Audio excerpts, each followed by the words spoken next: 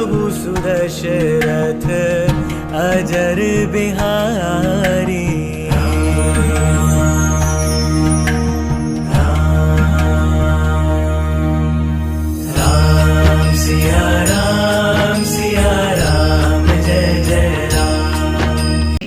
आज न्यूज में मैंने देखा कि हमारी जो संविधान है उसके ऊपर बंदर है ना, बंदर हमला कर रहे हैं, बंदर चारों तरफ से आ गए हैं। अब उसमें अनंत कारण हो सकते हैं। एक तो राम मंदिर नहीं बन रहा है इसलिए शायद बंदर लोग चढ़ाई कर रहे होंगे, या तो फिर उन बंदरों ने इन बंदरों को भेज दिया हो। क्या कह सकते हैं? बोलिए जय सिया राम। बोल नहीं सकते। मैं इसके ऊपर कोई निर्णय नहीं दूंगा आपको, देखेंगे कौन से बंदर हैं, है ना। ये बात है। बंदरों के भी बहुत प्रकार हैं। 18 पदम बंदर हैं। राम की सेना में 18 जाति के बंदर थे। 18 पदम अर्थात 18 प्रकार के बंदर थे। 18 संख्या बड़ी ही महत्वपूर्ण है हमारे हिंदू धर्म में। 18 संख्या पूर्णांक है। 18 संख्या एक प्रतिबोध है।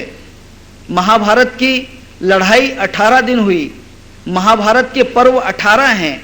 महाभारत में जो भीष्म पर्व में गीता बताई गई है उस गीता के अध्याय 18 हैं। महाभारत में लड़ने वाले जो मूल योद्धा हैं वे भी 18 हैं। आई बात समझ में? इसका बोध आपको इसमें नहीं मिलेगा। पुरुषार्थ बोधिनी भागवत गीता की एक किताब है, पुरुषार्थ बोधिनी टीका, पंडित सातवलेकर महाराज ने लिखी हुई किताब है। बड़ा ही अच्छा क्रिटिसिज्म है गीता के ऊपर। हमारे बॉडी के अंदर भी 18 प्रकार के सबसे मेन इंद्रिय हैं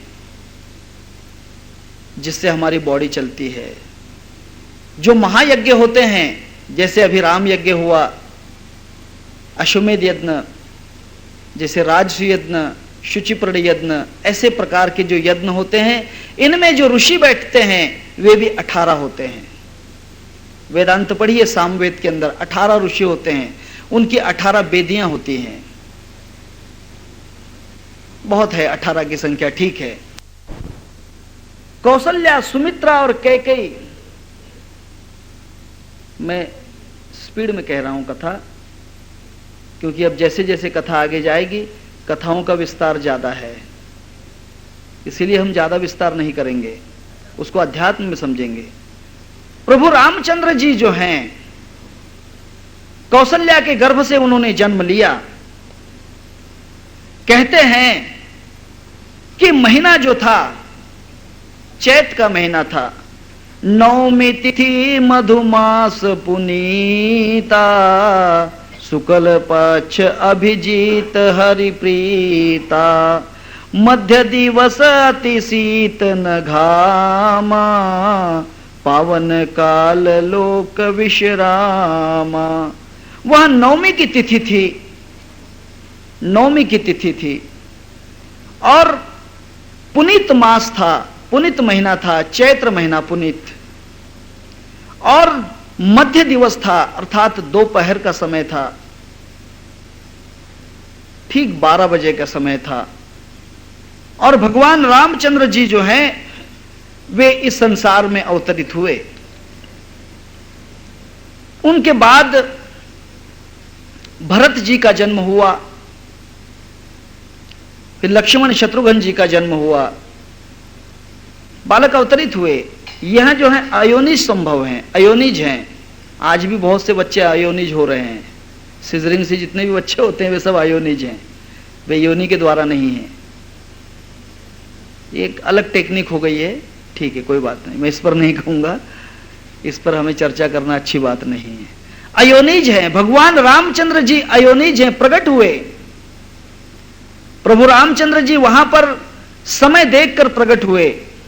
मैंने आपको पहले भी कहा है कि नवमी जो है, 9 की संख्या पूर्ण अंक है, 9 के आगे कोई संख्या नहीं। 1 2 3 4 5 6 7 8 9, 9 के आगे 0 है, 0 है, 9 के आगे कोई संख्या नहीं। 9 के अंकों को लेकर ही जितनी संसार की जितनी भी गणित की लिपि है, ये गणित 9 के अंदर ही चलती है। उसकी संख्या घटती बढ़ती है सिर्फ होने से। 0 की कोई कीमत नहीं, परंतु इन 9 की कीमत है। इनमें से जो पहले 8 अंक हैं वे सब बदलने वाले हैं। परंतु 9 कभी नहीं बदलता। 1 का गुणा अगर करोगे तो संख्या बदल जाएगी, 2 का गुणा करोगे संख्या बदल जाएगी, 3 में, 4 में, घर पे करके देखना। सबको सिद्ध करने के लिए यहां पर समय नहीं है। 9 की संख्या मैं आपको बतला देता हूं। 9 1 9, 9 की संख्या। 9 दूना 18, 18 का मतलब 1 और 8 9, 9 तिया 27, 2 और 7 9, 9 चौक 36, 3 और 6 9, 9 चौक 36, 9 पंजे 45, 4 और 5 9, 9 छक्के 54, 5 और 4 9, 9 7 63, 6 और 3 9, 9 8 72, 7 और 2 9, 9 नमा 81, 8 और 1 9, 9 10 90, 9 और 0 9। इसकी संख्या कभी नहीं बदलेगी। अब 8 की, 7 की, 6 की, 5 की आप घर पे करते रहना, उसका गुणा करते रहना। अगर 2 की संख्या में 2 ही 2 की टोटल आती हो तो फिर बतलाना। 3 की संख्या में 3 ही 3 आती हो तो बतलाना। अगर चेंजिंग होती है तो पूर्ण संख्या नहीं, 9 पूर्ण है। भगवान रामचंद्र जी जो हैं पूर्णावतार हैं, ये पूर्ण अवतार हैं, पुरुषोत्तम पूर्ण अवतार है रामचंद्र जी। ख्याल कीजिए, ये पूर्ण अवतार होने के कारण पूर्ण अंक के अंदर ही, पूर्ण तिथि के दिन ही, 9वीं के दिन ही प्रकट हुए। दूसरी बात, भगवान रामचंद्र जी पवित्र हैं, शुभ्र हैं, शुद्ध हैं, सात्विक हैं। इसीलिए यहां शुक्ल पक्ष में जन्म है चैत्र महीने के, कृष्ण पक्ष में नहीं। कृष्ण पक्ष में कृष्ण का जन्म है, क्योंकि काली करतूतें ज्यादा हो गई थी द्वापार में। इतनी काली करतूतें कि सखी जो भाई की पत्नी है उसका भी अपमान हो रहा है, भाई भाई की दौलत छीन रहे हैं। बेटा पिताजी को जेल में रख रहा है, कंस ने उसके पिताजी को जेल में रख दिया, शूरसेन को, और राज कर रहा है ना। जैसे औरंगजेब ने हैदर को रख दिया और राज करने लग गया। यानी काली करतूतें बढ़ गई, बुराई ज्यादा बढ़ गई। इसलिए भगवान बुराई में प्रकट हुए, कृष्ण पक्ष में प्रकट हुए। दूसरी बात, भगवान इस संसार की बुराई नष्ट करना चाहते थे, इसलिए अष्टमी के दिन प्रकट हुए।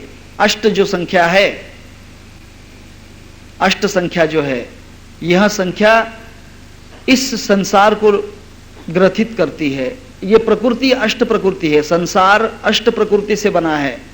इसके अंदर आप, तेज, वायु, आकाश और पृथ्वी, और रजोगुण, तमोगुण, सत्वगुण, ये 8 मिलाकर यह संसार बना है। इसे अष्टविधा प्रकृति कहते हैं। तब इस संसार को पूर्णतः शुद्ध करने के लिए, प्यूरिफाई करने के लिए भगवान अष्टमी के दिन प्रकट हुए।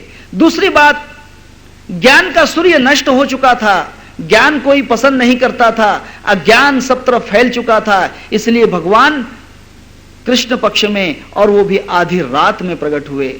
पूर्ण अज्ञान की जब दशा थी उसमें भगवान प्रकट हुए, और तभी तो भगवान को गीता कहना पड़ी, वरना राम भी गीता कह सकते थे।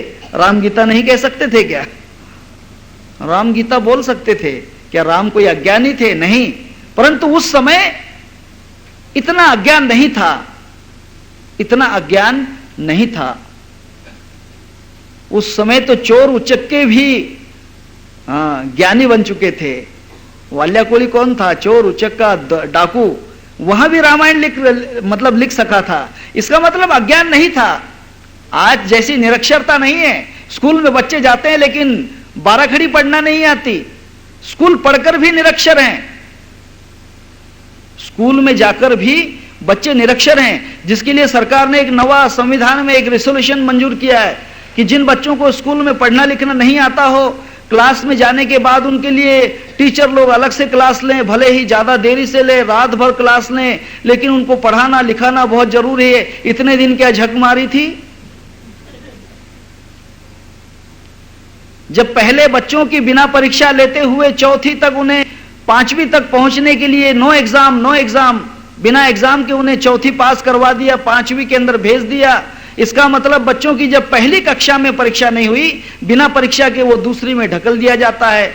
दूसरी से तीसरी में, तीसरी से चौथी में, फिर उसकी बुद्धि का जो संतुलन है वो कहां देखा जाता है, उसका इंटेलिजेंस कोटिएंट कहां समझ में आता है कि बच्चा होशियार है या मूर्ख है। इस कारण से बच्चे अनपढ़ रह गए। अब उसका संतुलन करने से क्या फायदा, आछे दिन पाछे गए हरि से कियो न हेत, अब पछतावा क्यों कर बंदे जब चिड़ियां चुग गई खेत। हाँ, इसमें भी दोहरी चाल है सरकार की। शायद ओवर टाइम देना चाहते होंगे टीचर लोगों को, ट्यूशन में पैसा कम मिलता होगा इसलिए ओवर टाइम का बहाना मिल जाएगा। ओवर टाइम का बहाना है तो टीचर लोगों की पेमेंट बढ़ती है, इसीलिए एक टैक्स और लगा दिया जाएगा, है ना। ये बातें हैं, ठीक है, विचार करना चाहिए संसार में। तब भगवान रामचंद्र जी नवमी के दिन प्रकट हुए और अयोनिज प्रकट हुए। भय प्रकट कृपाला दीन दयाला कौशल्या हितकारी, हर्षित महतारी मुनि वैहारी, अद्भुत रूप विचारी, लोचन अभिरामा तनु घनश्यामा, निज आयुध भुजचारी, भूषण वनमाला नयन विशाला, शोभा सिंधु खरारी। तुलसीदास जी कहते हैं कि वे प्रकट हुए कौशल्या के हितकारी, भगवान रामचंद्र जी प्रकट हुए जिनका अद्भुत रूप था, जिनके 4 हाथ थे, चारों हाथों के अंदर अलग अलग प्रकार के शस्त्र धारण किए हुए थे और इनको गले में वनमाला पहनी हुई थी। भगवान रामचंद्र जी प्रकट हुए, आश्चर्य व्यक्त किया। तब वही रामचंद्र जी ने उन्हें कहा कि हे मां, तुम चिंता मत करो, मैं तुम्हारी पूर्व जन्म की तपस्या के कारण ही अवतरित हुआ हूं। पूर्व जन्म में तुमने अदिति और कश्यप रूप में जो मेरी तपस्या की, इसके पहले मनु और शत्रुपा के रूप में तपस्या की, उस कारण मैंने 3 बार तुम्हारा पुत्र होने के लिए जो वचन दिया था वो वचन मैं पूरा कर रहा हूं। अब मैं दूसरी बार जन्म ले रहा हूं। पहली बार मैंने वामन रूप से तुम्हारे गर्भ में जन्म लिया, वामन रूप हुआ भगवान का पहले, दूसरा राम और तीसरा कृष्ण अवतार। तब मैं तुम्हारे गर्भ से जन्म ले रहा हूं। तब उस बात को देखकर विप्रधेनु सुर संत हित लीन मनुज अवतार, निज इच्छा निर्मित तनु माया गुण गोपार। निज इच्छा से भगवान प्रकट हुए और इस माया को तारने के लिए, इस माया का विच्छेद करने के लिए भगवान प्रकट हुए। तब वहां पर पुत्र का संदेश प्राप्त हुआ। दशरथ जी को बड़ा ही आनंद हुआ कि पुत्र जन्म हुआ है। और दशरथ पुत्र जन्म सुनी का ना मानहु ब्रह्मानंद समाना। उसे ब्रह्मानंद जैसा सुख प्राप्त हुआ। उसे ऐसा लगा कि हे भगवान, अब तो मुझसे ये आसमान भी दूर नहीं, मैं तो आसमान को भी छू रहा हूं। कभी कभी ऐसा लगता है, मनुष्य जब ऐसा हो जाता है, आनंद में विभोर हो जाता है, तो उसे आसमान भी नीचा दिखाई देता है। आसमान नीचा दिखाई देता है। वो सोचता है कि मैं आसमान से भी ऊंचा हूं। दशरथ को बड़ा ही आनंद हुआ। तब वहां पर उस अयोध्या नगर में, अयोध्या इस शरीर को कहते हैं, इस शरीर में जो 10 इंद्रिय हैं वो दशरथ के रथ हैं जिसके ऊपर दशरथ राज करता है। अयोध्या नगर है, इसके अंदर सरायु नाम की नदी है जहां पर आयु, सर का मतलब होता है खत्म होते चले जाना। आयु यहां पर कम कम होती है इंसान की। हम कहते हैं कि अभी वाढ़ दिवस नहीं, वो घट दिवस होता है। उल्टी रीत है, संसार में रीत उल्टी है। अभी देखिए ना, अभी कोई भी अगर पिसाई की चक्की देखोगे तो वहां पर लिखा होता है आटा पीसने की चक्की, लेकिन वो आटा नहीं पीसता है, पीसता गेहूं है, पीसता ज्वार है, लेकिन आटा पीसने की चक्की, आटा चक्की। अरे भाई, आटा कब पीस सकते हो? आटा तो पिसा हुआ ही रहता है। रास्ते से जब चलते हैं तो कहते हैं कि सर में टोपी डाल लो, लेकिन सर में टोपी नहीं डाली जाती है, टोपी के अंदर सर डाला जाता है। पैर में जूते पहन लो, नहीं, जूते में पैर पहना जाता है, जूते में पैर डालते हैं। उल्टी रीत है। संसार उल्टी बातों को जल्दी समझता है, सीधी बातों को नहीं समझेगा। संसार में, क्योंकि संसार उल्टा ही रूप है ना, संसार जो है उल्टा है। हम जब संसार में आ रहे थे तब सुलटे थे, संसार में आ गए तो उल्टे हो गए।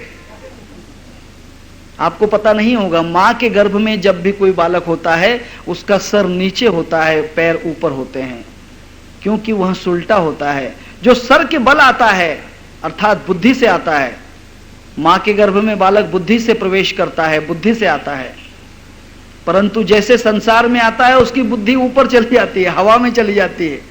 हाँ, ये बात है। संसार में वो उल्टा हो जाता है, बहुत उल्टा हो जाता है। संसार उल्टा ही है, इस संसार की धारा जो है उल्टी है। गीता के 15वें अध्याय में एक श्लोक है, अगर किसी को याद है किसी को याद? 15वां अध्याय पुरुषोत्तम योग में एक श्लोक है, संसार का उल्टा प्रकार बतलाया है। ऊर्ध्वमूलम मदः शाखम अश्वस्थम प्राहुर्वयम छंदांसि यस्य पर्णानि यस्तं वेद स वेदवित्। ऊर्ध्वमूल है इसके मूल ऊपर हैं, पेड़ का जो है पत्ते नीचे हैं। ऊर्ध्वमूलम मदः शाखा, इसकी शाखाएं बीच में हैं। ये अश्वस्थ वृक्ष है, यहां पर स्वस्थता नहीं है, अस्वस्थ, स्वस्थ नहीं है। No relaxation, no tranquillity, no peace. ये संसार में सुख नहीं है, ट्रैंक्विलिटी नहीं है, पीस नहीं है, अश्वस्थ वृक्ष है। संसार दुख मूल चहुकडे इंगळ, विश्रांति नाही कोठे रात्रं दिवस तळमळ। ज्ञानेश्वर महाराज कहते हैं उनके अभंग में, संसार दुख मूल, ये दुखों का संसार है। जगी सर्व सुखी असा कोड आहे, विचारी मना तूची शोधू नि पाहे। भाई विचार करके देख कि इस दुख रूपी संसार के अंदर कोई सुखी है? कोई भी सुखी नहीं। जिसको आप सुख समझते हो वो थोड़ी देर के बाद में दुख में परिवर्तन है। इसीलिए कोई भी चीज सुख देने वाली नहीं है। थोड़ा सा एक मैं आपको दृष्टांत के हिसाब से कहता हूं, आप कोई मिठाई ले लीजिए, पेड़ा, लड्डू, बर्फी, कोई भी चीज ले लीजिए। पहला पेड़ा अगर खाओगे या पहला लड्डू खाओगे तो आपको बड़ा सुख मिलेगा, वाह कितना मीठा है, कितना स्वादिष्ट है, कितना अच्छा है। दूसरा खाओगे थोड़ा और ज्यादा सुख मिलेगा, तीसरा खाओगे ज्यादा सुख, चौथा, पांचवा, छठा, सातवां, कोई ज्यादा ताकतवर होगा तो 20 लड्डू खा जाएगा, परंतु 20 लड्डू खाने के बाद में उसकी जो प्रवृत्ति है सुख की तरफ से दुख की धारा में बदल जाती है। जैसे ही 21वां लड्डू उसको देते हैं, अब मत दो। क्यों? लड्डू खाने में सुख नहीं है। अरे नहीं बाबा, बहुत परेशानी हो जाएगी, बहुत गड़बड़ हो जाएगी। अरे लड्डू तो बहुत सुख देने वाली चीज है, अब क्यों उससे परेशानी होगी? नहीं। जैसे वो 21वां 22वां लड्डू खाता है उससे परेशानियां बढ़ जाती हैं।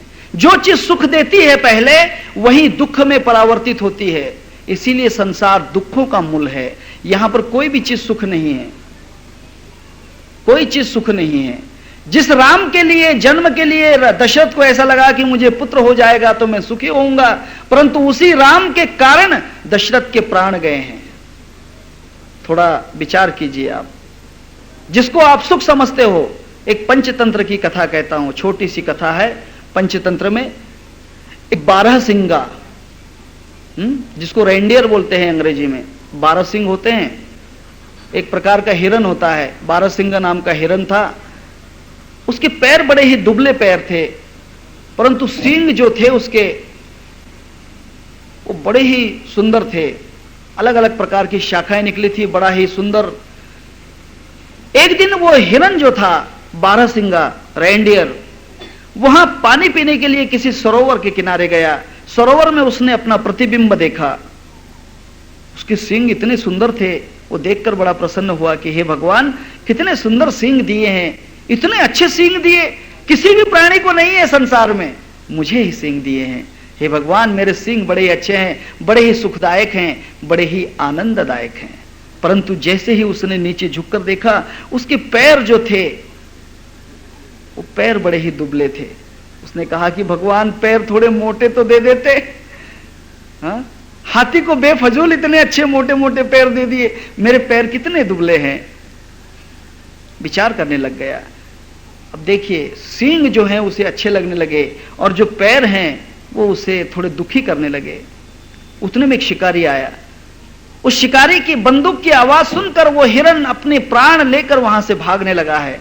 दौड़ता चला जा रहा है, दौड़ता चला जा रहा है। जंगल, बिरान जंगल में जैसे पहुंचा, वहां पर जो बेल थी, लताएं, जहां पर अपन मराठी में वेल कहते हैं जिसको,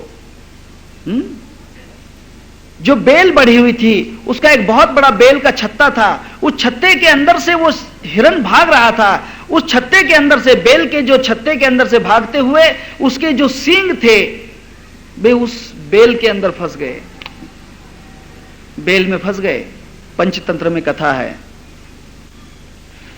और वहां अपना जान बचाने के लिए छटपटाने लगा, वे सींग निकालने लगा। जैसे ही वो ज्यादा छटपटाता था, उतने वे सींग उस बेल के बीच में ज्यादा लिंपित हो गए, फंस गए उसमें।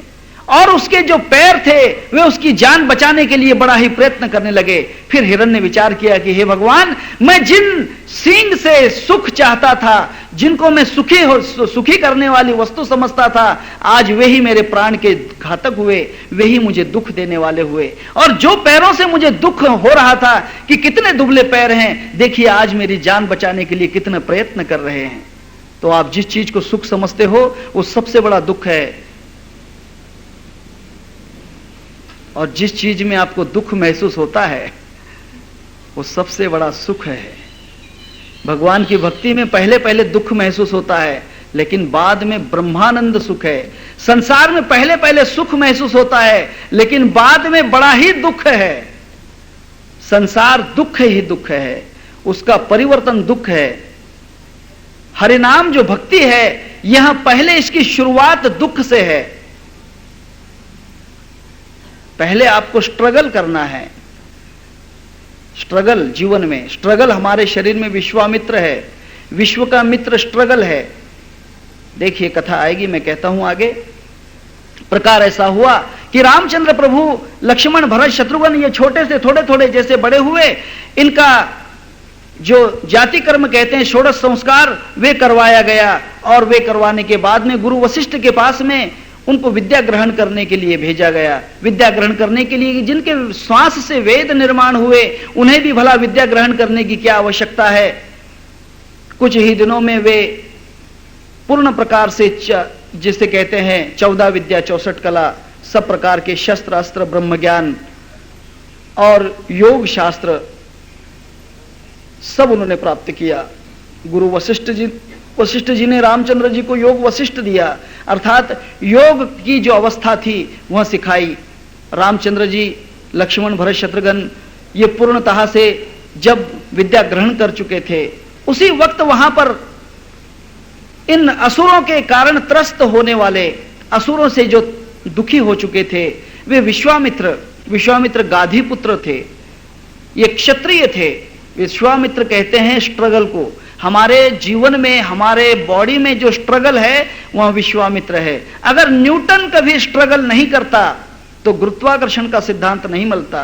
राइट बंधु अगर स्ट्रगल नहीं करते तो हम हवाई जहाज में नहीं उड़ सकते थे। ख्याल कीजिए, जेम्स वैट अगर कभी स्ट्रगल नहीं करते तो हम रेल के इंजन में नहीं चल सकते थे। ख्याल कीजिए, जितनी भी स्ट्रगल है ये जो है विश्वामित्र है, विश्व की मित्र है।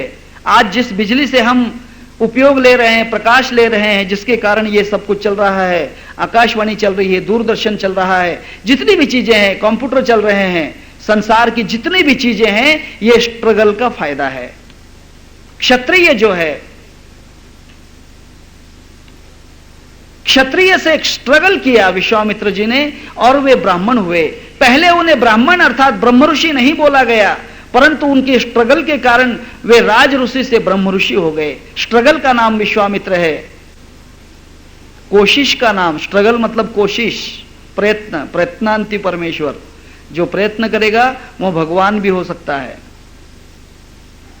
प्रयत्न जो है स्ट्रगल है, और जहां पर स्ट्रगल है उसके साथ राम है। देखिए, विश्वामित्र के साथ राम गए हैं, विश्वामित्र के साथ राम जी गए हैं। प्रकार ऐसा हुआ कि विद्या ग्रहण करने के बाद में ये जो बालक थे दशरथ के पास बैठे हुए थे, उतने में एक तपस्वी आए जिनका नाम विश्वामित्र था, उन्होंने आते हुए देखकर दशरथ जी ने उनका बड़ा ही आदर सम्मान किया, उनके चरण धूली ली और उनको सम्मानित करके सिंहासन पर बैठाया।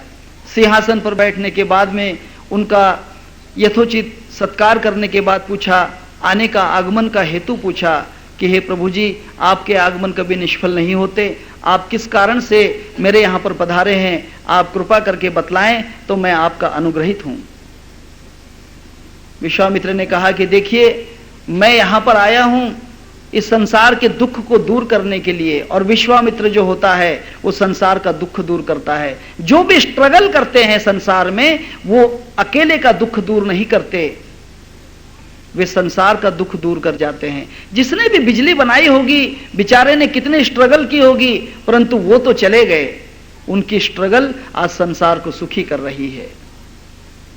उनका प्रयत्न, उनकी कोशिश संसार को सुखी कर रही। विश्वामित्र कहते हैं कि मैं इस साधु समाज को, मानव समाज को सुखी करने के लिए प्रभु राम जी को चाहता हूं,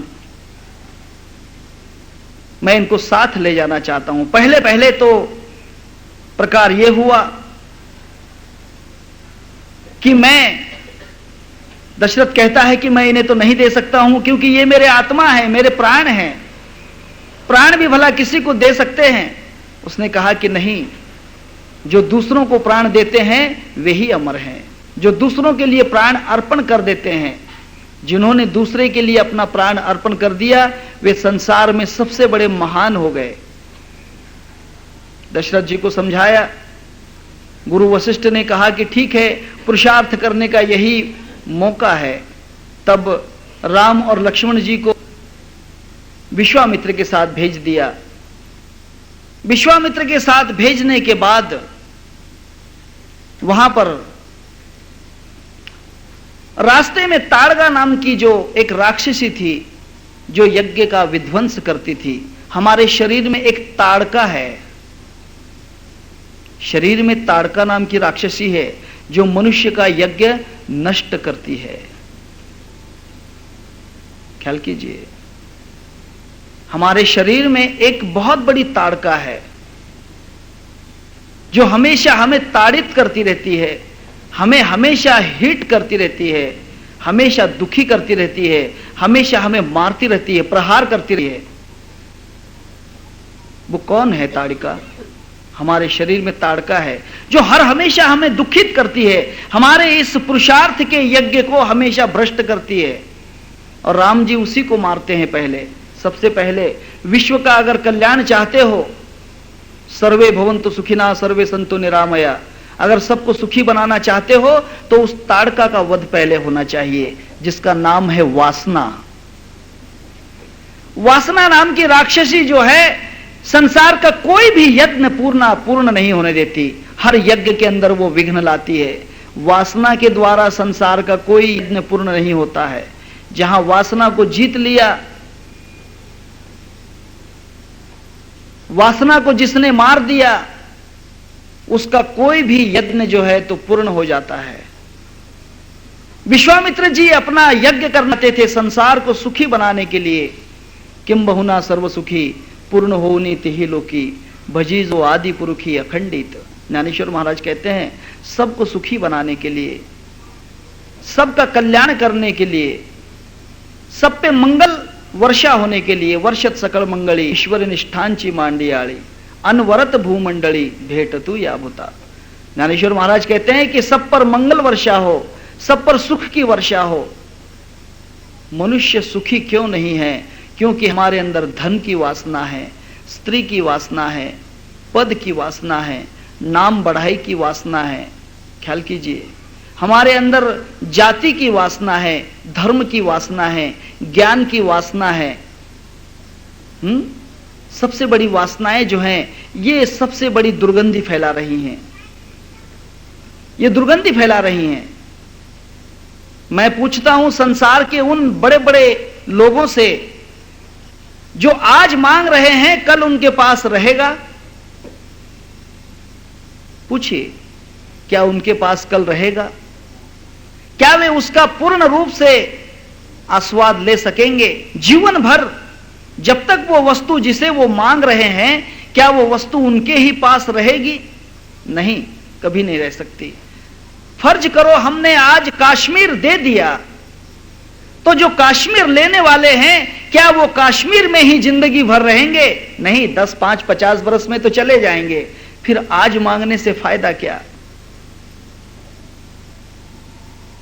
कोई भी चीज का लो, मैं एक दृष्टांत के हिसाब से कहता हूं, आज राम मंदिर मांग रहे हैं या मस्जिद मांग रहे हैं, परंतु जो मांग रहे हैं क्या वो उस मंदिर में पूजा के लिए हमेशा रहेंगे?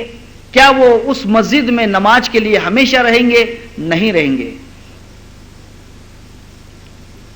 वे तो सब चले चले जाएंगे। सब चला चली का खेला, जग में 2 दिन का मेला।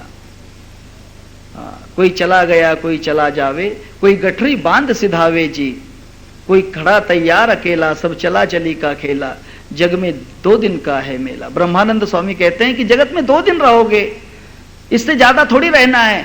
क्यों बटोरते हो इन चीजों को? इन चीजों के पीछे क्यों पड़ते हो? वासना है ताड़का। सबसे पहले राम जी को कहा विश्वामित्र ने कि हे राम, तू सबसे पहले अपना निशाना इस ताड़का को बना। अगर राम जी की कृपा हो जाए आपके ऊपर, आपकी वासना अगर मर जाती है तो आपका जीवन यज्ञ पूर्ण हो जाएगा। जीवन यज्ञ जो 100 साल तक चलता है, इस यज्ञ में कोई बाधा नहीं आएगी, वरना जीवन के यज्ञ में बाधाएं आ जाती हैं। वासना के कारण लोग एंट्री पी लेते हैं, वासना के कारण लोग हैंगिंग कर लेते हैं, आत्महत्या, फांसी लगा लेते हैं, कोई रेल के नीचे कट जाते हैं, कोई किसी का खून कर देते हैं। रावण ने वासना के कारण पूरी लंका जलवा दी, पूरा कुटुंब नष्ट कर दिया। दुर्योधन ने वासना के कारण 100 भाइयों को मरवा दिया, 18 अक्षौणी सेना का विनाश करवा दिया। इंद्र ने वासना के कारण अपने शरीर पे 1000 छिद्र बनवा लिए, योनियां बनवा ली। वासना ऐसी चीज है। इस ताड़का को राम जी अगर कृपा करें, उसका सही निशाना अगर लग जाए, परंतु विश्वामित्र जैसे गुरु चाहिए। अगर विश्वामित्र जैसे गुरु मिल जाएं, जो गुरु मित्र हो अपने शिष्य का, वो उसकी वासना को किसी भी तरह से मिटा सकता है। अगर जो गुरु शिष्य का मित्र नहीं है, वो सोचता है कि शिष्य जो है तो मेरा एक फायदे का घर है, शिष्य से जो मिलता है अच्छा अच्छा है, चलने दो। शिष्य अगर चिलम भी पीता है तो कोई बात नहीं, मुझे तो गांजा मिल रहा है ना। शिष्य चिलम पीता है गुरु के सामने, ऐसे बहुत से साधु देखे मैंने, ऐसे बहुत से गुरु देखे, मैं नाम नहीं कहता हूं, ऐसे बहुत से गुरु देखे जो हाथ में गांजा लेते हैं, मलते हैं और शिष्य को कहते हैं कि छापी बनाओ, छापी, कंकर को घिसो और चिलम में भरो। और जैसे चिलम में भरते हैं, पहले गुरु उसका आस्वाद लेते हैं, फिर शिष्य पीते हैं, फिर सब घुमा घुमा कर मतलब वहां आते हैं और बिल्कुल जोर से हल्का, बेटा मट्टी बन जाएगी तेरी, तू सोने के गोले क्या बनाएगा, जिंदगी में मिट्टी बन रही है तेरी, तू तो खाक बन रहा है, बम बम भोले बना दे सोने के गोले। हाँ, खाएंगे गुरु और कमाएंगे चेले। वाह वाह वाह, कैसी दुनिया है। नहीं, वो मित्र नहीं है। गुरु विश्वामित्र चाहिए, जो कल्याण करता हो, शिष्य को ताड़न करे, शिष्य को बुरी तरह से दुखी करे उसके बुरे कर्मों से। ख्याल कीजिए, बुरे कर्मों के कारण शिष्य को, गुरु का अधिकार है कि वह शिष्य को सुधारने के लिए किसी भी तरह का प्रहार कर सकता है। कथाएं तो बहुत हैं, इतना ही नहीं, शिष्य का सर भी अगर काटना पड़े तो गुरु काट सकता है बुरे कर्मों के कारण। बुरे कर्म के कारण शिष्य का भी अधिकार होता है कि वह गुरु का भी वध कर सकता है। द्रोणाचार्य गुरु थे, अर्जुन ने उसको प्रहार किया। भीष्माचार्य गुरु के समान थे, कृपाचार्य गुरु के समान थे, परंतु उस पर भी आघात किया, उस पर भी ताड़न किया। ये कारण है। जहां भी बुराई हो, फिर वहां पर उसको नष्ट करने के लिए देखना नहीं चाहिए, आघात करना चाहिए। उसी को विश्वामित्र कहते हैं। सच्चा गुरु वही होता है जो जहर पिला दे शिष्य को, मार दे शिष्य को। हाँ, क्योंकि मीठा मीठा सब कोई चाखे, कड़वा चाखे नहीं कोई, जो कोई कड़वा चाखे सबसे मीठा होए। आज का पिलाया हुआ जहर कल के दिन उसके लिए अमृत बन जाएगा, और आज की मीठी मीठी बातें कल उसके लिए जहर बन जाएंगी। तब कहते हैं उस ताड़का को मारने के बाद, अर्थात वासना, ताड़का का मतलब होता है वासना। ये ताड़का एक प्रकार की नहीं है, एक घर में नहीं है, घर घर में ताड़का है, हर प्रकार के यज्ञ को नष्ट कर रही हैं। कोई कुटुंब का यज्ञ नष्ट करती है। एक ताड़का अगर घर में घुस जाए, एक वासना घर में घुस जाए तो पति पत्नी में डाइवोर्स हो जाता है, पति पत्नी में झगड़े होते हैं। बेटी के अंदर अगर वासना घुस जाए ताड़का, तो वो बाप का त्याग कर देती है, माता का त्याग करती है, भाई का त्याग करती है। बेटे के अगर मन में वासना ताड़का घुस जाए तो वो माता पिता को देखता नहीं है। ये बात है। वासना जो है ताड़का है, इसका पहले ताड़न करना चाहिए। विश्वामित्र जी ने उसका ताड़न करवाया, सबसे पहले उसका विनाश करवाया। भक्ति अगर करना चाहते हो तो पहले वासना को मारना चाहिए। वासना की 8 मूल हैं, 8 प्रकार की वासना है। ख्याल कीजिए, मैं उसका विस्तार नहीं करूंगा, विस्तार करेंगे तो कथा पीछे रह जाएगी। तब ये वासना, विश्वामित्र रूपी गुरु ने उसको पहले ताड़का का वध करवाया, और फिर आगे की तरफ चलते हैं। तब आगे की तरफ जाने के बाद वहां पर प्रभु रामचंद्र जी जो हैं, उन्होंने एक आश्चर्य देखा। दिख तो स्त्री के रूप में रही थी, परंतु पत्थर थी, एक शिला के रूप में, पत्थर के रूप में थी। आज भी वही हालत है, आज भी वही हालत है। नारी दिखती तो स्त्री है, लेकिन पत्थर बन गई है। ख्याल कीजिए, नारी को पत्थर बना दिया है। मैं ज्यादा विस्तार से नहीं कहूंगा, इस पर बहुत बड़ा विस्तार है। नारी पत्थर बन चुकी है, क्योंकि उसके अंदर पुत्र की सांत्वना नहीं रही। आपको बुरा तो नहीं लगेगा? अगर आपका परमिशन हो तो मैं कहता हूं, परमिशन नहीं हो तो नहीं कहूंगा। आप मुझे हां कह दो तो कहूंगा, नहीं तो नहीं। बोलिए, कहूं? कहूं? ठीक है, आपकी आज्ञा है तो कहता हूं। नारी पत्थर बन गई है। गोरखपुर के कल्याण मासिक में हर महीने आता है कि नारी पत्थर बन गई है, वह शापित हो गई है।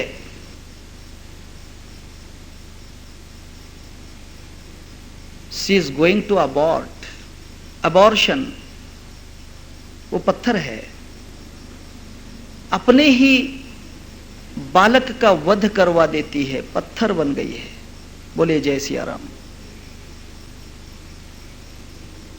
संसार में 85% जो फेमिनिन जेंडर है वो सिर्फ जीना चाहते हैं, किसको जीने नहीं देना चाहते। ये बात है, पत्थर बन गई हैं। बहुत कठिन बात है, जाने दीजिए। दूसरी बात, नारी पत्थर क्यों बन गई है? क्योंकि उसके अंदर जो मातृत्व का झरना था, वो झरना कम हो गया है। आजकल 60% माताएं अपने पुत्र को दूध अपने स्तन से नहीं पिलाती, बोतल से पिलाती हैं। बोलिए जय सिया राम। उसके कारण आज दूध की बोतल पीने वाला बेटा कल शराब की बोतल पीता है। इंडिया में तो कम है, इंडिया में है, बड़े बड़े सिटियों में है, परंतु फॉरेन कंट्री में कहते हैं कि हमारा यौन खत्म हो जाएगा, हमारे अंदर जो ब्यूटी है वो कम हो जाएगी, इसलिए बच्चों को दूध नहीं पिलाती। माताएं पत्थर बन गई हैं, वे पत्थर बन गई हैं। दूसरी बात, नारी पत्थर बन गई है, रामायण में इसलिए कहता हूं कि रामायण मानस चरित्र है। संसार में जो आज चल रहा है, पहले चला था और इसके बाद भी जो चलेगा वो रामायण ही होगी, रामायण ही है। इसके आगे नारी पत्थर बन गई है। मैं सबके तरफ नहीं कहता हूं, हाथ जोड़कर कहता हूं, सब नारियों के लिए मेरा आक्षेप नहीं है। कोई कोई नारी अहिल्या बन गई है कि पर पुरुष को भी अपना द्वार खुला कर देती है। बोलिए जय सिया राम। अहिल्या ने इंद्र को नहीं पहचाना, उसे भी अपना ही पति मान लिया और उससे रत हो गई। इस कारण से वो पत्थर बन गई। कुछ मूर्ख औरतें होती हैं, सबके तरफ नहीं, मेरा कहना सबके तरफ नहीं है। कुछ मूर्ख औरतें होती हैं जो अपने गौतम रूपी पति को भूलकर किसी इंद्र के पीछे दीवानी हो जाती हैं। वो अपने पति में और पर पुरुष में फर्क नहीं जानती, वे पत्थर हैं। इससे भी गहरी चोट है मेरे पास, इससे भी गहरी चोट है। गौतम जी स्नान के लिए गए हैं, गंगा स्नान के लिए, पवित्र होने के लिए गए हैं, और यह नारी अपवित्रता घर में फैला रही है। बोलिए जय सिया राम। पति तो पवित्र है और पत्नी यहां पर श्रृंखल धंधे कर रही है, बुरे धंधे कर रही है, घर में सब मैलापना फैला रही है, इसीलिए पत्थर बन गई है नारी। ऐसी नारी को फिर से कल्याण करने के लिए राम जी की कृपा ही चाहिए। अगर भगवान की कृपा हो जाए तो वो सीधे रास्ते पर आ जाए, अच्छे रास्ते पर आ जाए। पत्थर बनी थी अहिल्या। राम जी ने पूछा कि गुरुदेव वह कौन है? मैं विस्तार से कथा नहीं कहूंगा, महाभारत की कथा है, इतना विस्तार करने की कोई आवश्यकता नहीं, आपको कथा मालूम है। तब विश्वामित्र ने कहा कि हे राम, यहां नारी अहिल्या है, गौतम ऋषि की नार है, पर पुरुष के बहकावे में आकर इसने अपना शील खो दिया, अपना चरित्र, अपना कैरेक्टर भंग कर लिया। इस कारण से उसके पति ने उसे शापित कर दिया और यह पत्थर बन गई, इसका चरित्र भंग हो गया। मैंने आपको पहले भी कहा है कि संसार में पर पुरुष का स्वप्न देखना भी चरित्र भंग का लक्षण है, पर नारी का स्वप्न देखना भी अपने चरित्र का विनाश है। इसके आगे तो और बहुत सी बातें, लेकिन कहना अच्छा नहीं है। अहिल्या दूसरे के छद्म वेश में फंस गई, कपट के वेश में फंस गई। इस संसार में बहुत से पुरुष हैं जो नारियों को फांसना चाहते हैं। इस संसार में ऐसे ऐसे इंद्र हैं जो नारी को किसी भी तरीके से फांसना चाहते हैं, चाहे वो साम हो, दाम हो, दंड हो या भेद हो, हर प्रकार से वो नारी को फांसना चाहते हैं। इंद्र भी एक मित्र को अपने साथ लाया, चंद्रमा को साथ में लाया और चंद्रमा का सहारा लेकर अहिल्या को फांस लिया। मैं आपसे क्षमा चाहता हूं, जितनी भी बुरे रास्ते पर चलने वाली महिलाएं हैं इस संसार में, अहिल्याएं हैं, वे खुद नहीं बिगड़ती, उन्हें उसकी मित्रता बिगाड़ती है। बोलिए जय सिया राम। मित्रता ही बिगड़ती है। संगत करो असल की तो बढ़त बढ़त बढ़ जाए, संगत करियो नीच की तो बैठो पंख कटाए। बुरे की संगत से अहिल्या बिगड़ गई। उसने विश्वास कर लिया उस चंद्रमा के मुर्गा रूप के ऊपर। चंद्रमा एक मुर्गे का रूप लेकर वहां पर आए। कुछ कपटी लोग होते हैं, स्त्रियों को फंसाने के लिए बहुरूपिया धारण करते हैं, बहुरूप। चंद्रमा ने भी, चंद्रमा कोई सीधा साधा आदमी नहीं था, सीधा साधा नहीं था। अरे जो गुरु की पत्नी को लेकर भाग गया वो कोई सच्चील इंसान था, वो कोई अच्छा इंसान था। उसके गुरु की पत्नी, उसके गुरु बृहस्पति थे, बृहस्पति की पत्नी तारा थी, तारा को लेकर उसने उसके साथ में दुर्व्यवहार किया और उसको गर्भवती बनाकर बुध नाम का पुत्र निर्माण किया। ऐसा भी कोई मित्र बनाना चाहिए और ऐसे मित्र पे कभी दोस्ती करना चाहिए, इसके ऊपर विश्वास करना चाहिए? कभी नहीं। इंद्र ने ऐसे ही लफंगे मित्र को लाया। लफंगा मित्र था चंद्र, जो गुरु की पत्नी को भी फंसा सकता था। फिर बाकी तो और छोड़ दीजिए, गुरु की पत्नी को फंसा दिया। वो चंद्रमा एक मुर्गे का रूप धारण करके, जैसे ही गौतम ऋषि गंगा स्नान के लिए गए, त्रिकाल संध्या करते थे, सुबह ध्यान वगैरह करने के लिए गंगा स्नान के लिए गए। उनका नियम था कि मुर्गा अगर आवाज देता है, बांग देता है, तो वे सुबह के 4 बज गए ये समझकर स्नान के लिए निकल जाते। परंतु यहां छद्मवेशी मुर्गा था, झूठी बांग दे रहा था। ऐसा बहुत बार होता है, झूठी बांग देने वाले मुर्गे बहुत हैं।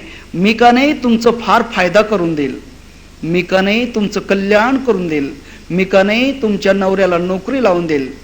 झूठा मुर्गा है, झूठी बांग दे रहा है, अहिल्या को फंसाने के लिए बांग दे रहा है। मेरी बात को समझते हो ना? झूठी बांग दे दी। रात के 12 बजे गौतम बेचारा सीधा साधा साधुत्ववादी था।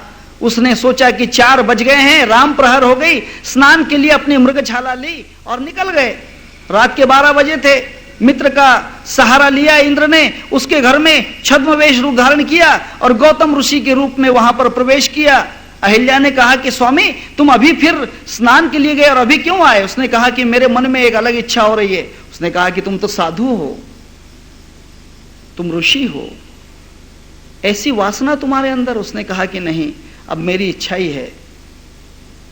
उसने अपना पत्नी धर्म निभाने के लिए उसकी इच्छा को पूर्ण किया, परंतु वह गौतम नहीं निकला, वह इंद्र निकला और वह पत्थर बन गई।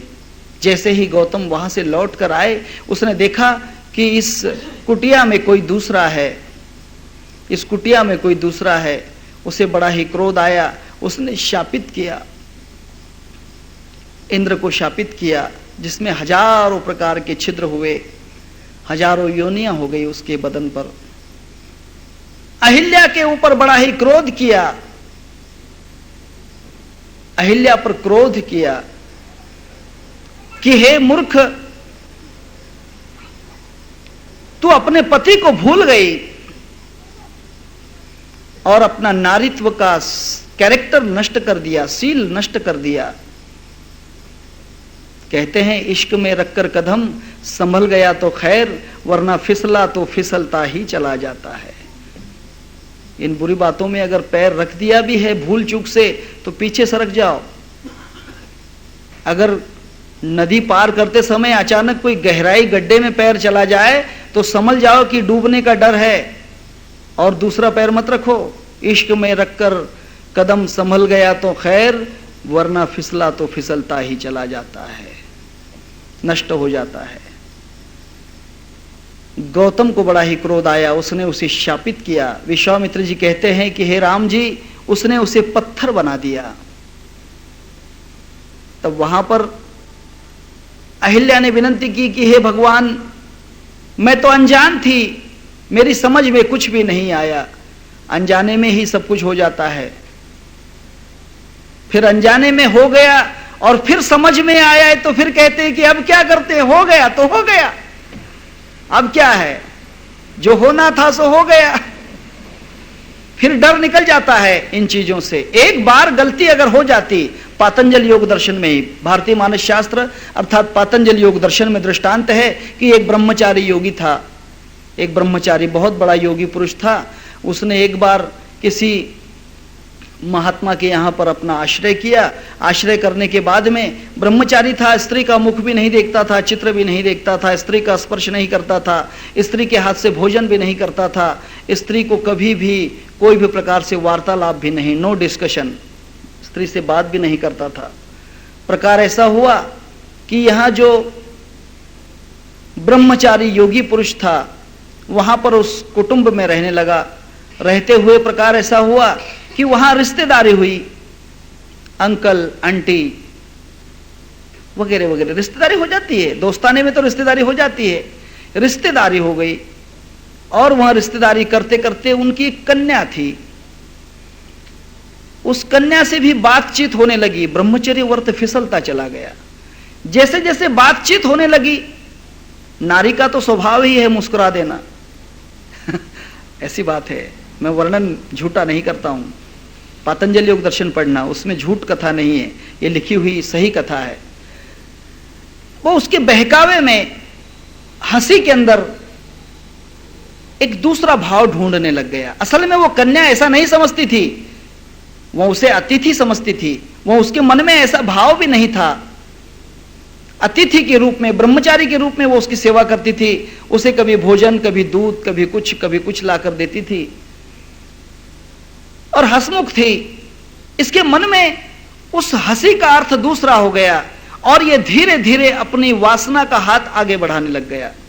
कभी कभी भोजन लेते हुए उसके हाथ को स्पर्श कर देता, कभी कभी उसे भोजन करते समय उसे रोक लेता, वगैरह वगैरह प्रकार। ये बहुत बड़े नाटक हैं, इसके लिए बहुत से अलग अलग प्रक्रियाएं करते हैं लोग।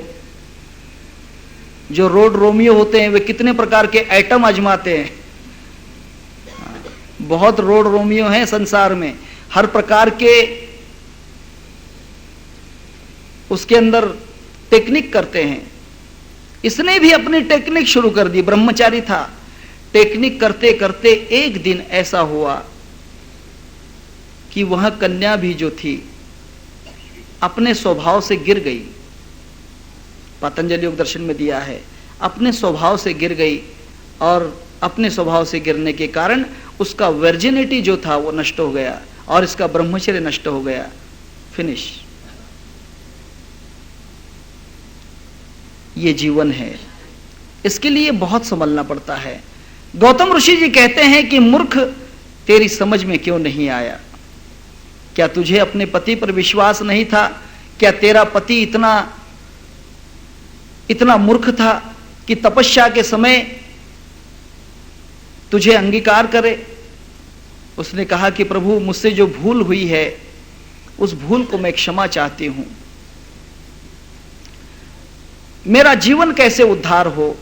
विश्वामित्र जी कहते हैं तब गौतम ऋषि दयावान थे। दयावान थे, वे कोई रामचंद्र जी नहीं थे कि जिन्होंने उस बात को सुनते ही सीता का त्याग कर दिया। ख्याल कीजिए, उन्होंने कहा कि ठीक है, मैं तो तुझे स्वीकार नहीं करूंगा, परंतु तेरा कल्याण, तू पत्थर से नारी बन सकती है, परंतु जब कभी भगवान महाविष्णु के अवतार इस जगत के कल्याण के लिए इस धरती पर अवतार लेंगे और उनके चरण का स्पर्श तुझे हो जाएगा, तब तू नारी हो जाएगी, तब तू पवित्र हो जाएगी। और प्रकार ऐसा हुआ। विश्वामित्र जी ने कहा कि हे राम, तुम अपने चरणों से इसको पवित्र करो। संसार ये है, संसार की नीति ये कहती है कि कोई अगर नारी बुरे रास्ते पर हो तो उसे पवित्र करने का रास्ता निकालो, उसको बुराइयों से बचाओ, बुराइयों से बचाओ। राम जी उसे कहते हैं जो किसी स्त्री के जीवन को कल्याण कर दे, किसी का जीवन बिगड़ता है तो उसे बचा दे। कृष्ण ने भी वही किया। कृष्ण ने भी 16,000 नारियों का कल्याण किया। 16,000 नारियां जो थी, उस भीमक राजा जो दुष्ट राजा था, उस राजा के कारागृह में बंद थी, उनको मुक्त किया। उन्होंने कहा कि हे भगवान, आपने हमें मुक्त किया, परंतु हमें स्वीकार कौन करेगा, क्योंकि हम तो इस राजा के द्वारा भ्रष्ट हो चुकी हैं। तब भगवान कृष्ण ने उन्हें स्वीकार किया। ये बात अलग है, भागवत की कथा है। परंतु राम जी ने उन्हें पवित्र किया।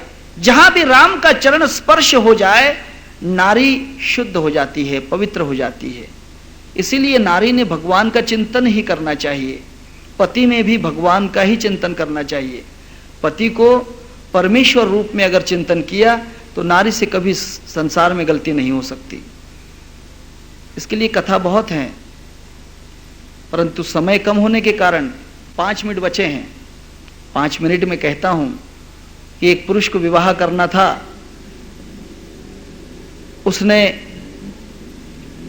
जिसकी कन्या थी उसके पिता से कहा कि मैं आपकी कन्या से विवाह करना चाहता हूं।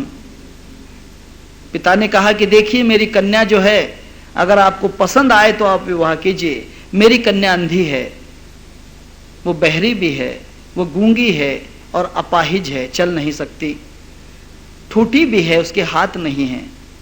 हाँ, हाथ नहीं है, पैर नहीं है, कान नहीं, आंखें नहीं और जबान नहीं, ऐसी कन्या है। गुरु के पास गए, गुरु से पूछा कि हे गुरुदेव, ऐसी कन्या है, कहिए मैं विवाह कर लूं। उसने कहा कि वेदांत कहता है कि जो लड़की गूंगी हो, जो अंधी हो, जो बहरी हो, जो अपाहिज हो, जो हाथ जिसे नहीं है, उससे जरूर विवाह कर लेना चाहिए। उसने कहा कि ठीक है, विवाह कर लिया। विवाह करने के बाद में देखा तो लड़की चलकर आ रही है। भंवर के जो फेरे लेते हैं अग्नि के, चलकर फेरे ले रही है। कन्यादान के समय हाथ आगे बढ़ा रही है। इसने विचार किया, पिता तो कह रहे थे कि हाथ नहीं है, पैर नहीं है। फिर देखे तो मंत्र उच्चारण कर रही है, अरे ये तो बोलती भी है। फिर उसे कहा कि फलानी चीज लो, तो उसने उठा ली। उससे कहा तो इसे दिखाई भी देता है, और पिताजी और ब्राह्मण जी जो कहते हैं वो भी सुनाई भी आता है। फिर ये अंधी गूंगी मुक्की बहरी और लंगड़ी कैसे है? उसने पूछा उसके पिता से कि हे ससुर जी, आप तो कहते थे कि आपकी कन्या अंधी है, गूंगी है, मुक्की है, बहरी है, हाथ नहीं है, पैर नहीं है, परंतु ये तो सब ठीक है। उसने कहा कि ऐसा नहीं है, मेरी बेटी लंगड़ी है, क्योंकि मेरे बेटी ने पिता का आंगन छोड़कर कभी दूसरे के आंगन में बैठने के लिए नहीं गई। नारी वो है जो अपना आंगन छोड़ के दूसरे के आंगन में न जाए। मेरी कन्या ने आज तक किसी पर पुरुष को स्पर्श नहीं किया, इसीलिए मेरे बेटी के हाथ नहीं। मेरे कन्या ने किसी पर पुरुष से बात नहीं की, इसीलिए मेरी लड़की जो है कन्या ये गूंगी है। मेरी कन्या ने सपने में भी किसी पर पुरुष के दर्शन नहीं किए, किसको आंखों से देखा नहीं, इसीलिए मेरी बेटी अंधी है। मेरी बेटी ने कभी किसी की बातों की तरफ गोड़ बोले जर्दा की बातें नहीं सुनी, किसी की बातें कान से नहीं सुनी। मीठी बातों में ही सब गड़बड़ हो जाती है। किसी की बातें नहीं सुनी, इसलिए मेरी बेटी बहरी है। कन्या वही है, नारी वही है जो आंखें होते हुए पर पुरुष को न देखे, कान होते हुए किसी पुरुष की बात न सुने, जिह्वा होते हुए किसी पुरुष से बात न करे, हाथ होते हुए किसी पर पुरुष को स्पर्श न करे, पैर होते हुए किसी पर पुरुष के अर्थात पर द्वार के ऊपर अपना कदम न बढ़ाए। यही पर नारी का कैरेक्टर है, शील है, धर्म है, और यही आना चाहिए। और यहां आने के लिए राम जी की कृपा चाहिए, राम की भक्ति चाहिए, राम की दया चाहिए। विश्वामित्र जी ने अहिल्या का उद्धार करवाया। अहिल्या का उद्धार करने के बाद में विश्वामित्र ने प्रभु रामचंद्र जी से कहा कि हे राम, अब मैं तुम्हें वो विद्या देता हूं जिस विद्या से तुम्हें भूख नहीं लगेगी, प्यास नहीं लगेगी। विश्वामित्र ने भूख और प्यास नष्ट कर दी। देखिए बहुत बड़ी गहन बात है। 1 मिनट बचा है। गुरु भूख और प्यास नष्ट कर देते हैं शिष्य की। विश्वामित्र राम और लक्ष्मण के गुरु हैं। 2 दूसरे गुरु हैं, पहले वशिष्ठ, दूसरे विश्वामित्र, और तीसरे गुरु अगस्ती हैं राम जी के। उन्होंने उनकी भूख और प्यास नष्ट कर दी। गुरु भी वह है जो शिष्य की भूख और प्यास मिटा दे। भूख का मतलब होता है आशा और प्यास का मतलब होता है तृष्णा। जो गुरु अपने शिष्य की आशा और तृष्णा को नाश कर दे, आशा तृष्णा को मिटा दे, वही सच्चा गुरु है। और वही शिष्य है जो आशा तृष्णा को मार दे। कबीरदास कहते हैं कि मन मरे माया मरे, मर मर जाए शरीर, आशा तृष्णा नहीं मरे, कह गए दास कबीर। परंतु फिर वे कहते हैं गुरु के उपदेश से कि नहीं, मन मारा माया मारी, मन भी मार दिया, माया भी मार दी। मन मारा माया मारी, राखा अमर शरीर, आशा तृष्णा मारकर स्थिर हुआ कबीर। आशा और तृष्णा मारकर स्थिर हो गया, स्टेबिलिटी, उसको स्थित प्रज्ञ दर्शन कहते हैं गीता के दूसरे अध्याय में। स्टेबिलिटी, स्टीड फास्ट विस्डम, जिसके अंदर स्टेबिलिटी आ जाती है। यो न वृष्यति न द्वेष्टति न शोचति न कांक्षति, शुभ अशुभ परित्यागी भक्तिमान ने समय प्रिया। ऐसी अवस्था जिसकी आ जाती है, वहां सच्चा स्टेबिलिटी वाला पुरुष है। वह आशा तृष्णा को मार चुका है, वही राम है, वही अहंकार रूपी रावण को मार सकता है। इसकी कथा हम कल शुरू करेंगे।